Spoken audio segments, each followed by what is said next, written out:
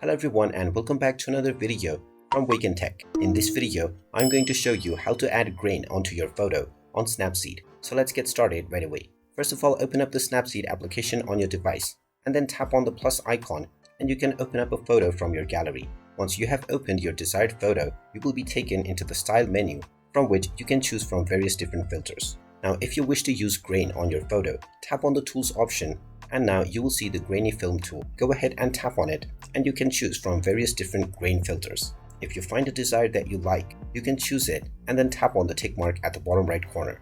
If you wish to use other settings or more heavy grain, then you can try various other different settings as well. And once you are done with your edit, you can tap on the export button to export your edited image. And there you have it. That is how you can add grain onto your photos on Snapseed.